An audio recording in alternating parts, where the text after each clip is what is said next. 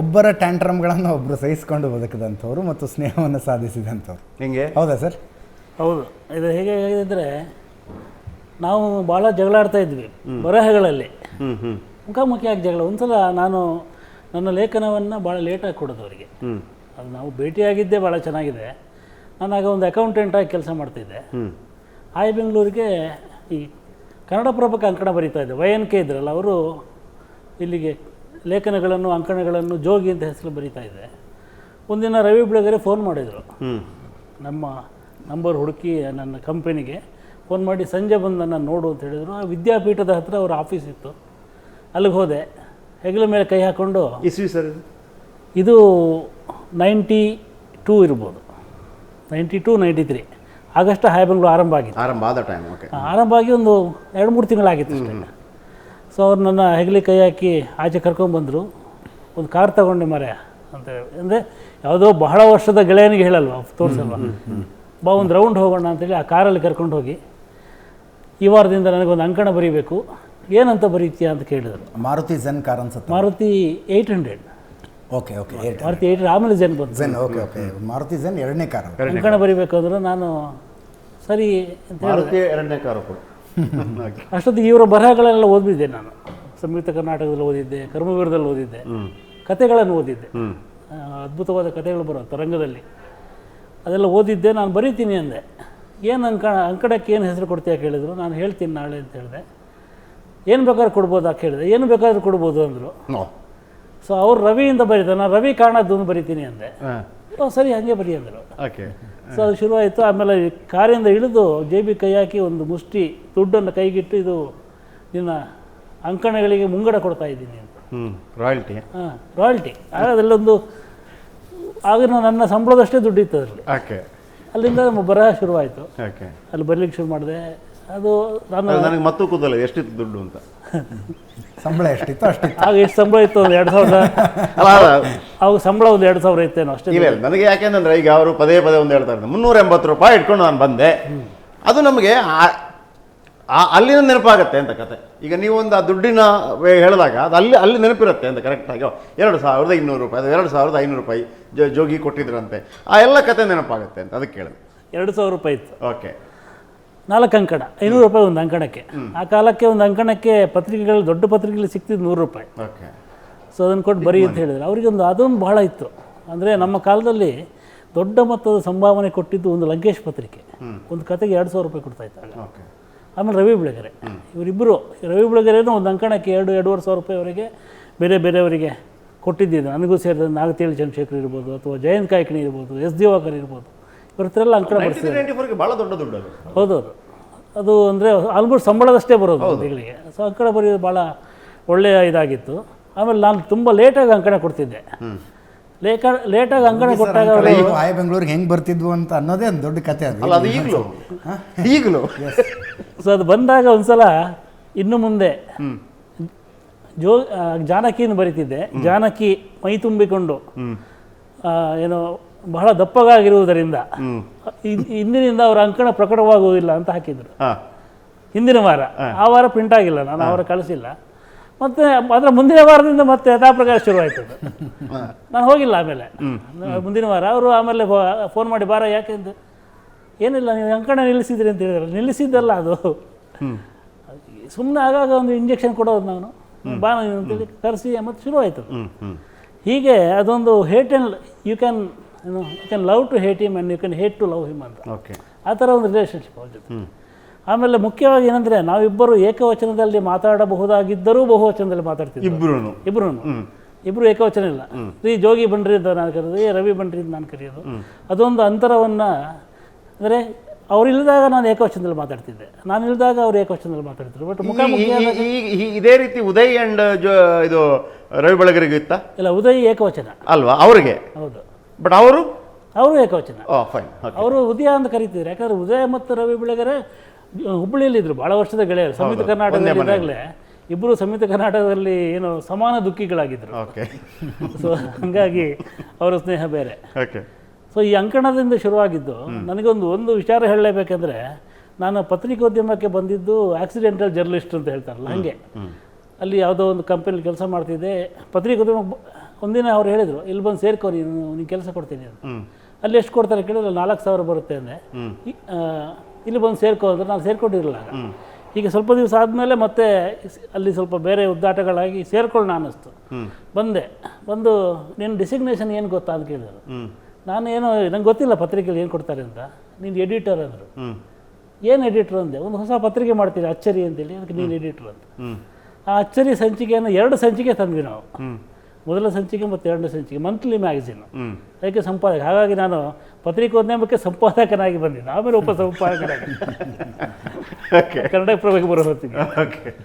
ಹೀಗೆ ಅಂದರೆ ಒಂದು ಒಳ್ಳೆಯ ಗುಣ ಅಂದರೆ, ನೀವೊಂದೊಂದು ಕತೆ ಬರೆದಾಗ ಆ ಕತೆ ಚೆನ್ನಾಗಿದೆಯೋ ಚೆನ್ನಾಗಿಲ್ವೋ ಅಂತ ಹೇಳೋದಕ್ಕಿಂತ ನಿನ್ನನ್ನು ಮೆಚ್ಚಿಕೊಳ್ಳುವ ಒಂದು ಭಾಳ ದೊಡ್ಡ ಗುಣ ಐತೆ. ಭಾಳ ಚೆನ್ನಾಗಿ ಬರೆದಿರಿ ಕತೆ ನೀವು ಅಂತ ಹೇಳಿ ನಿಮ್ಮಲ್ಲಿ ಒಂದು ಸ್ಫೂರ್ತಿಯನ್ನು ತುಂಬುವಂಥ ಗುಣ. ಆ ಮೆಚ್ಚುಗೆಯ ಇನ್ನೊಂದು ಪರಮಾವಧಿಯನ್ನು ನಾನು ನೋಡಿದ್ದು, ಸಾಮಾನ್ಯ ಗುರುವಾರ ರಾತ್ರಿ ಹಾಯ್ ಬೆಂಗಳೂರು ಪ್ರಿಂಟಿಗೆ ಹೋಗೋದು. ಗುರುವಾರ ರಾತ್ರಿ ಅಂದರೆ ಅದೊಂಥರ ಗುರುವಾರ ಅದು ಗುರುವಾರ ಆಯಿತು, ಶುಕ್ರವಾರ ಆಯಿತು, ಬುಧವಾರಕ್ಕೂ ಬರ್ತಿತ್ತು. ಮುಂಚೆ ಗುರುವಾರ ಬೆಳಗ್ಗೆ ಈಗ ಮ್ಯಾಕ್ಸಿಮಮ್ ಎಲ್ಲ ಗುರುವಾರ ಏನೋ ಮಾರ್ಕೆಟ್ಗೆ ಬರ್ತಾ ಇತ್ತು ಅಂತ ಕೇಳಿದ್ರೆ ಇಲ್ಲ, ಆಮೇಲೆ ಶುಕ್ರವಾರಕ್ಕೂ ಬಂತದು. ಪ್ರಿಂಟಿಗೆ ಹೋದ ರಾತ್ರಿ ಅನ್ನೋದು ಅದು ಹರಟೆಯ ರಾತ್ರಿ. ಅದು ಹರಟೆ, ಸಂಗೀತ, ಕತೆ. ಪ್ರಿಂಟ್ಗೆ ಹೋದ ನಂತರ ಪ್ರಿಂಟಿಗೆ ಹೋಗೋ ತನಕ ಮಷಿನ್ ಥರ ಕೆಲಸ ಇರ್ತೈತೆ. ಹಗಲು ರಾತ್ರಿ ಬರೀ ಅದಾಯ್ತಾ ಪೇಜ್ ಆಯ್ತಾ. ಒಂದು ಸಲ ಪ್ರಿಂಟಿಗೆ ಹೋಗ್ಬಿಟ್ರೆ ಅದೊಂದು ಸಂಭ್ರಮದ ರಾತ್ರಿ ಅಂತ. ಅದರಲ್ಲಿ ಕೆಲವೊಂದು ಸಲ ಅದ್ಭುತವಾದ ಗುಂಪು ಸೇರ್ತಾ ಇತ್ತು. ಜೋಗಿ ಸರು, ನಾಗ್ತಿಹಳ್ಳಿ ಚಂದ್ರಶೇಖರು, ವಿಶ್ವೇಶ್ವರ ಭಟ್ರು ಬರ್ತಾಯಿದ್ರು. ಆವಾಗ ಪ್ರಕಾಶ್ ರೈ ಬರ್ತಾಯಿದ್ರು, ಮಾಳವಿಕಾ, ಅವಿನಾಶು, ಸೀತಾರಾಮು, ಸೂರಿ. ಎಸ್, ಅದೊಂದು ಅದ್ಭುತವಾದ ಗುಂಪು ಸೇರ್ತಾ ಇತ್ತು. ಅವಾಗ ಗಿರೀಶ್ ಮಟ್ಟಣ್ಣವರು ಅವಾಗಷ್ಟೇ ಏನೋ ಈ ಬಾಂಬ್ ಬಿಟ್ಟು ಅವರು ಕೂಡ ಬಂದು ಸೇರ್ತಾ ಇದ್ರು ತಮ್ಮ ಇದ್ರ ಬಗ್ಗೆ. ಅದು ಇಡೀ ರಾತ್ರಿ ಹರಟೆ. ಒಂದೊಂದು ಸಲ ಈ ಗುಂಪು ಇರ್ತಿರ್ಲಿಲ್ಲ. ವಿಶ್ವನಾಥ್ ಸರ್ ಬರ್ತಿದ್ರು. ವಿಶ್ವನಾಥ್ ಸರ್ ತುಂಬ ಸಲ ಬರ್ತಿದ್ರು. ಒಂದೊಂದು ಸಲ ಗುಂಪಿಲ್ಲದೆ ಇದ್ದಾಗ ನಾನು, ರವಿ ಬೆಳಗೆರೆ ಆಫೀಸಲ್ಲಿ ಕೆಲಸ ಮಾಡೋರು 3 ಜನ. ಅವಾಗ ಕೂತ್ಕೊಂಡು ಹೊರಟೆ ಹೊಡಿತಾ ಇರೋ ಸಂದರ್ಭದಲ್ಲಿ ಒಂದು ಸಲ ಮಧ್ಯರಾತ್ರಿ 1:30-2 ಗಂಟೆ ಹಾಡು ಕೇಳಬೇಕು ಅಂತ ಯಾವುದೋ CD ತೆಗೆದು ಹಾಕಿದ್ರು. ನೀನಿಲ್ಲದ ಬಾಳೊಂದು ಬಾಳೆ ಕೃಷ್ಣ ಹಾಡು. ರಾತ್ರಿ 2 ಗಂಟೆ ಶೆಟ್ರೆ. ಹಾಡನ್ನು 1 ಸಲ ಕೇಳಿದ್ರು, 2 ಸಲ ಕೇಳಿದ್ರು, 3ನೇ ಸಲ ಕೇಳೋ ಅಷ್ಟೊತ್ತಿಗೆ ಅಳಕ್ಕೆ ಶುರು ಮಾಡಿದ್ರು. ತುಂಬ ಇಮೋಷ್ನಲ್ ಆಗಿ ಅಳಕ್ಕೆ ಶುರು ಮಾಡಿದ್ರು. ಎದ್ದು ಫೋನ್ ತಗೊಂಡು ಜೋಗಿ ಸರಿಗೆ ಫೋನ್ ಮಾಡಿದ್ರು. ಸರಿಗೆ ನೆನಪಿದ್ವಿ ಎಲ್ಲೋ ಗೊತ್ತಿಲ್ಲ. ಲಕ್ಕಿಲಿ ಇವ್ರು ಫೋನ್ ರಿಸೀವ್ ಮಾಡಿದ್ರು. ನಂಗೆ ರತ್ನಮಾಲಾ ನಮ್ಮ ಪ್ರಕಾಶ್ ನಂಬರ್ ಕೊಡು ಅಂತ. ಇವರು ಕಳಿಸಿದ್ರು ನಂಬರ್. ನಾ ಹೇಳ್ತಾ ಇದ್ದೀನಿ, ಸರ್ 2 ಗಂಟೆ ರಾತ್ರಿ ಪಾಪ ಮಲಗಿರ್ತಾರೆ ಅವರು. ಅರೇ ನನಗೆ ಹಾಡು ಇಷ್ಟ ಆಗಿದೆ ಮಾರಾಯ, ಇಷ್ಟ ಆಗಿದ್ದನ್ನು ಹೇಳದೇ ಇದ್ರೆ ಹೆಂಗೆ ಅಂತ ರಾತ್ರಿ 2:30 ಆ ರತ್ನಮಾಲಾ ಪ್ರಕಾಶ್ ಅವ್ರಿಗೆ ಫೋನ್ ಮಾಡಿ ಅವ್ರನ್ನ ಎಬ್ಬಿಸಿ, ತಾಯಿ ಎಷ್ಟು ಚಂದ ಹಾಡಿದೀಯಾ. ಅವರು ಪಾಪ ಗಾಬರಿ ಆಗಿರ್ಬೇಕು. 2:30 ಬೆಳಗ್ಗೆ ಫೋನ್ ಮಾಡಿ ಅವ್ರೊಂದು ಹಾಡನ್ನು ಮೆಚ್ಕೋತಾ ಇದ್ದಾರೆ. ಹಾಡು ಈ ಥರ ಕಾಡ್ತದೆ ಅಂತ ಅವ್ರಿಗೆ ಗೊತ್ತಿರ್ಲಿಕ್ಕಿಲ್ಲ. ಈ ಥರನೂ ಕಾಡ್ಬೋದು ಅಂತ ಮಧ್ಯರಾತ್ರಿ 2:30 ಫೋನ್ ಮಾಡಿ ಆ ಮೆಚ್ಚುಗೆಯನ್ನು ಸೂಚಿಸಿದಂಥದ್ದು. ಅಶೋಕ್ ಶೆಟ್ಟರ್ ಸರ್ ಇನ್ನೂ ವಿವರವಾಗಿ ಹೇಳ್ತಾರೆ ಅಂತ ಅಂದ್ಕೊಳ್ತೀನಿ. ಇಂಥ ಅಚ್ಚರಿ, ಇಂಥ ಸರ್ಪ್ರೈಸ್ಗಳ ಸಾಗರ ಅಶೋಕ್ ಶೆಟ್ಟರ್ ಸರ್, ರವಿ ಬೆಳಗೆರೆ ಅಂದರೆ. ನಾನು ತುಂಬ ಸಲ ಕೇಳ್ತಾ ಇದ್ದೆ ಅವರು, ನೀವು ಹಿಂಗೆ ಯಾಕೆ ಅಂತ. ಅವ್ರು ಹೇಳ್ತಿದ್ರು, ನಂದು ಮೀನರಾಶಿ, ಏನೇ ಮಾಡಿದ್ರು ಅತಿನೇ ಮಾಡೋದು ನಾವು ಅಂತ. ರಾಶಿನೇ. ನಂದು ಮೀನ್ ರಾಶಿನೇ. Yes, he was born on 15th of March and I was born on 17th of March. But he was very very active. I was a little lethargic. ಹೌದು. ಬಟ್ ಅವನ ಬೆಳವಣಿಗೆ ಸ್ವತಃ ನನಗೂ ಕೂಡ ಬಹಳ ವಿಸ್ಮಯ. ಒಂದು ಅರ್ಥದಲ್ಲಿ. ಇನ್ನೊಂದು ಅರ್ಥದಲ್ಲಿ ನನಗೆ ಏನು ಅನಿಸ್ತದೆ ಅಂತಾರೆ, ನಾವು ಹುಬ್ಬಳ್ಳಿಯಲ್ಲಿ ಆತ ಬಂದಲ್ಲ, ಸಾಕಷ್ಟು ಕೆಲಸ ಬೀಳ್ತಿತ್ತು. ಸಂಯುಕ್ತ ಕರ್ನಾಟಕದ ಸಾಪ್ತಾಹಿಕ ಪುರವಣಿಕೆ ಕೊಟ್ಟಿದ್ರು. ಆಮೇಲೆ ಶಾಮರಾಯರು ಈತನಿಗೆ ಕರ್ಮವೀರ ಪುನರಾರಂಭ ಆದಾಗ ಅದರ ಎಡಿಟರ್ ಹುದ್ದೆನೇ ಕೊಟ್ಬಿಟ್ರು. ಬಹಳ ಸಣ್ಣ ವಯಸ್ಸಿನಲ್ಲಿ ಎಡಿಟರ್ ಹುದ್ದೆ ಪೂರ್ಣಾವಧಿ, ಒಂದು ಸಾಪ್ತಾಹಿಕದ ಎಡಿಟರ್ ಹುದ್ದೆ ಸಿಕ್ಬಿಡ್ತು. ಹೀಗಾಗಿ ನಾನು ಅವಾಗವಾಗ ಹೋಗ್ತಾ ಇದ್ದೆ, ಅದ್ರ ಬಗ್ಗೆ ಎಲ್ಲ ಚರ್ಚೆ ಮಾಡ್ತಾ ಇದ್ದೀವಿ. ಆವಾಗ ಅವನಲ್ಲಿ ನಾನು ಬರಿಬೇಕು ಅಂತನ್ನುವಂಥ ಹಸಿವು ಎಷ್ಟಿತ್ತು ಅಂತಂದರೆ, ಅವನು ನನಗೆ ಈ ಶ್ರೀ ಅವರ ಕವಿತೆಗಳನ್ನು ಓದಿ ಹೇಳ್ತಾ ಇದ್ದ. ತೆಲುಗು ದಿಗಂಬರ ಪಂಥದ ಕ್ರಾಂತಿಕಾರಿ ಕವಿತೆಗಳನ್ನು ಓದಿ ಹೇಳ್ತಾ ಇದ್ದ. That I did not know Telugu would not deter him from reading it out to me. Yes. ಮತ್ತೆ ಅದನ್ನು ಕನ್ನಡದಲ್ಲಿ ಹೇಳೋದು ನನಗೆ. ಇಡೀ ಕೊರಳೆಲ್ಲ ಬೆವಿತಾ ಇರ್ತಿತ್ತ ಒಂದು. ಅಶೋಕ, ಇಂಥ ಕವಿತೆ ಬರಿಬೇಕಂತ ಅನಿಸ್ತಪ್ಪ ನೋಡಕ್ಕೆ, ನನಗೆ ಇಂಥ ಕವಿತೆ ಬರಿಬೇಕಂತ ಅನಿಸ್ತದೆ ನೋಡಪ್ಪ.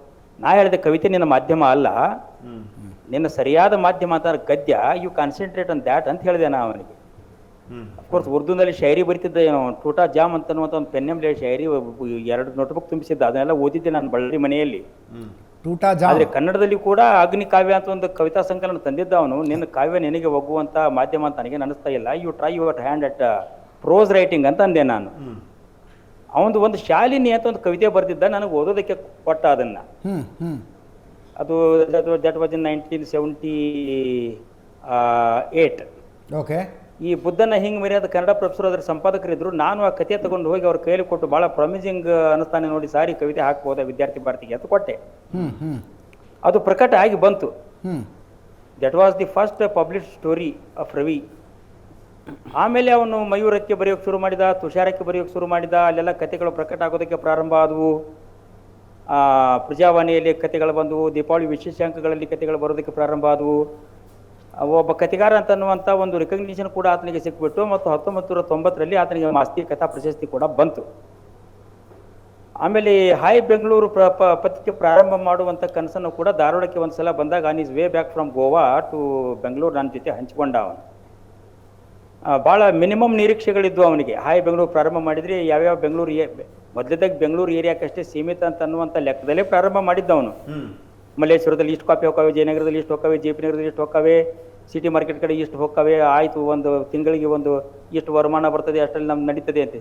ಬಟ್ ಯಾವಾಗ ಕರ್ನಾಟಕದಾದ್ಯಂತ ಅದು ಒಂದು ಜನಪ್ರಿಯತೆಯನ್ನು ಗಳಿಸಿಕೊಂಡು ಬಿಡ್ತು, ಆತನ ಬರವಣಿಗೆಗೆ ಕೂಡ ಒಂದು ಹೊಸ ಕಸುವು ಬಂದುಬಿಡ್ತು. And he had very huge stock of experiences of life. ಹೌದು ಹೌದು ಹೌದು ಹೌದು. ನೀವೇ ಒಂದ್ಸಲ ಜೋಗಿ ನೀವು ನಾನು ಕೇಳಿ ಇವೆಲ್ಲ ನಿಜಾನ ಅಂತ ನನಗೆ ಡೌಟ್ ಬರ್ತದೆ ಅಂತ ಅಂತಿದ್ರಿ ನೀವು. ಆತನ ಅನುಭವಗಳು. ಹೌದು ಹೌದು ಹೌದು. ಈಗ ಅಶೋಕ್ ಶೆಟ್ಟಿ ಸರ್, ಒಂದೇ ನಿಮಿಷ, ನಮ್ಮ ಜೊತೆ ನಾಗತಿಹಳ್ಳಿ ಚಂದ್ರಶೇಖರ್ ಅವರು ಜಾಯ್ನ್ ಆಗಿದ್ದಾರೆ.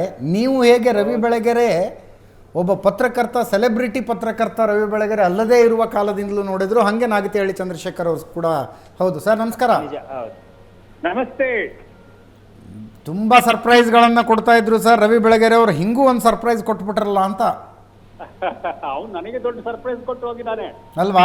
ಭೀಮಾ ನದಿ ದಂಡೆ ಕಳಿಸ್ಬಿಟ್ಟು ನನಗೆ ಹೇಳದೆ ಕಾರಣ ಹೇಳದೆ ಹೋಗಿದ್ದಾನೆ ಅವನು. ತುಂಬಾ ಸಲ ಎಲ್ಲಿವರೆಗೂ ಅವರ ಅನಾರೋಗ್ಯ ಹೋಗಿತ್ತು ಅಂದ್ರೆ ಕೋಮಾಕ್ ಹೋಗಿ ICUನಲ್ಲಿ ಕೋಮಾ ಬೆಡ್ನಿಂದ ರಿಕವರ್ ಆಗಿ ಬಂದ್ಬಿಟ್ರಲ್ಲ. ಈ ಮನುಷ್ಯ ಅವಾಗ ಹೇಳ್ಕೊತಿದ್ರು, ಬೆಳಗೆರೆ ಜೀನ್ಸ್ ಕಣೋ ಒಳಗಿರೋದು, ನಮ್ಮ ಕುಟುಂಬದಲ್ಲಿ ಎಲ್ಲರೂ ಶತಾಯುಷಿಗಳು ಅಂತ. ದೀರ್ಘಾಯಸ್ಸು ನಮ್ಮ ಜೀನ್ಸ್ನಲ್ಲಿದೆ, ನಾನು ಎಲ್ಲರನ್ನೂ ಕಳಸೆ ಹೋಗೋದು ಅನ್ನೋರು.